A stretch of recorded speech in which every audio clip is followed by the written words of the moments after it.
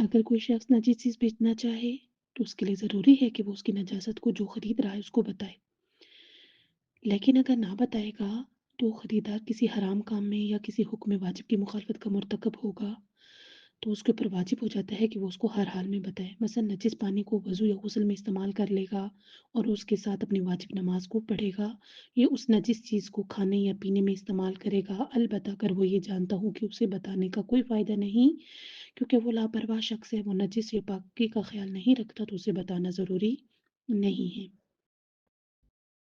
लेकिन अगर जब उसे पता है कि ये एक दीनदार शख्स है और पाक को नजासत का ख़्याल रखने वाला है, तो अगर उसके पास कोई चीज़ नजिस पड़ी है और उसको बेच रहा है, तो उसके लिए है कि वो उसको बताए कि ये चीज़ नजिस है। क्यों? क्योंकि उसको खौफ़ है कि अगर वो उसको नहीं बताएगा, तो वो किसी हराम काम में मुब्तला हो सकता है। तो उस पर वाजिब हो जाता है कि वो उसको बताए। लेकिन एक वो शख्स है कि जिसको पता है कि इसको बताओ ना बताओ, इसने ना तो वो नजासत का ख़्याल रखता है, ना ही वो पाकी का ख़्याल कोई रखता है, तो उसको बताना लाज़िम नहीं है। अगर खाने वाली और ना खाने वाली नजिस दवाओं की खरीदो-फरोख्त जायज़ है, अगरचे कि जायज़ है, लेकिन उनकी नजासत के मुतालिक खरीदार को उस सूरत में बता देना ज़रूरी है कि जब उसको हो कि वो हराम काम में मुब्तला हो जाएगा या हुक्म वाजिब की मुखालफत का मर्तकब होगा।